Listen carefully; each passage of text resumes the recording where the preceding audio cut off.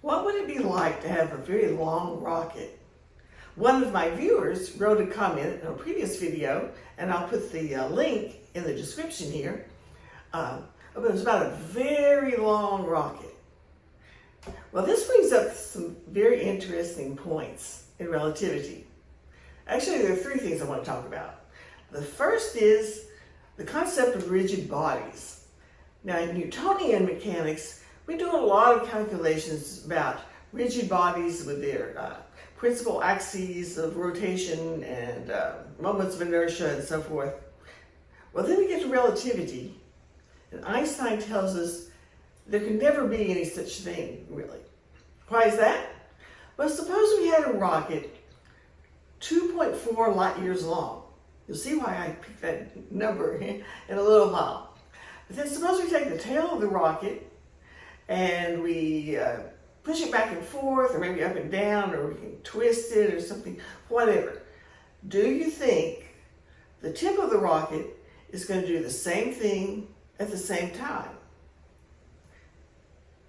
Well, if it did, then we could use that to communicate faster than light. We could set up some kind of, it doesn't have to be a rocket, of course, any kind of rigid rod would do it. Just stretch that between here and place a few light years away, and then set up a Morse code so that we can send messages immediately. Well, we can't do that. So what does happen when we light up the engines in the rocket, hear the tail, what happens to the tip? Well, the force of the engines is going to compress the material very close to the engines, and then a compression wave will travel through the rocket until it gets to the tip. And it goes at the speed of sound. So I calculated that for a steel rocket, it would take about 140,000 years to get the message from the engines to the tip of the rocket if it was 2.4 light years. Well, these are just thought experiments, so it doesn't really matter. Then let's go on to point 2. Suppose that we somehow, maybe some alien civilization gave us this rocket, and it's already brought up to speed where it's moving at a constant acceleration. Well, as we observe it from the lab frame, let's say on Earth, we'll see that as it accelerates, of course, it speeds up. As it speeds up, it appears to get shorter because of the Lorentz length contraction. Okay, now suppose we put a yellow dot on the tip of the rocket and a green dot on the tail of the rocket. Okay, so you can see from this picture that as the rocket speeds up, the yellow dot at the tip of the rocket is accelerating faster than the green dot at the tail of the rocket. Feel free to pause the video if you want to look at this for a while. I want to show what I'm trying to show is that the green dot has to move to the right faster than the yellow dot because it has to keep up with the acceleration plus the length contraction. This will be important later when, in another video, when we look at Bell's accelerating spacecrafts. Now, does the rocket actually shrink, get squished by the acceleration? No, it doesn't. What we're doing is just measuring it in a different frame. And let's think about how would you get the length of anything? You need to find the position of both ends at the same time. And what's the same time in the lab frame is not going to be the same time for a rocket going, at a relativistic speed, say 80% of the speed of light. Now, the long rocket gives us, I think, a special look at why those times don't match.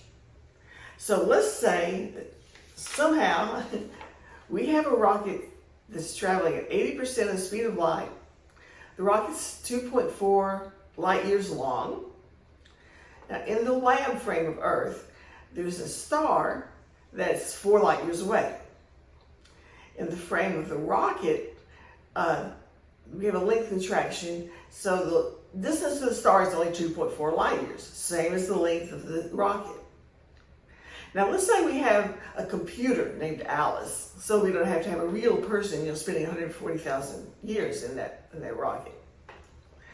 Okay, and since in Alice's frame, it's only 2.4 light years to the star, and she's moving at 80% of the speed of light.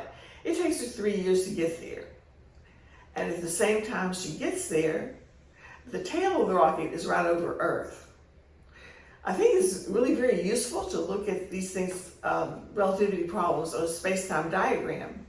They're a little strange at first, because time is on the vertical axis and space is on the horizontal axis. But once you get used to them, you can see a lot of things. Okay, so say event 1 is where the tip of the rocket meets Earth. Then event 2 is where the tail of the rocket meets Earth. And Bob is on Earth observing the rocket. Okay, Alice calculates the space-time interval between event 1 and event 2 to be 1.8 years. So she concludes that Bob is aged by 1.8 years, while she made this trip of 3 years. From her frame, Bob is aging, slower. He's younger at that point. Now, in Bob's frame, the distance to the star is 4 light years, but the rocket has contracted to 1.44 light years. Now it's the rocket that's moving, so that gets to the Lorentz transformation. It takes 1.8 years for the entire rocket to pass Earth, same as Alice calculated. But in Bob's frame, Alice is a long way from that star during event 2, when the tail of the rocket passes over Earth. Bob calculates that it takes 5 years of his time for Alice to reach the star.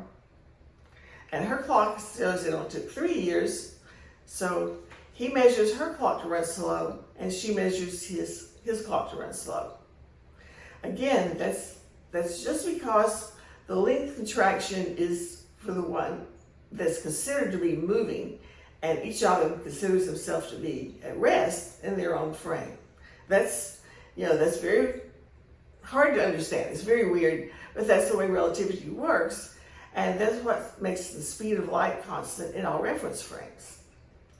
Now, for Bob and Alice to get together and check, which one had experienced more time, as in the twin paradox, they have to leave their reference frames. One possibility would be for Alice to turn around and come back, although with a rocket that size, really it's not very practical to turn around. The other possibility would be that Bob gets in an even more powerful rocket and travels faster than Alice's rocket with respect to Earth, so he can catch up with her. Either way, when you change the reference frame, things change. I hope this helps you understand a little bit more how relativity works, and thank you for watching.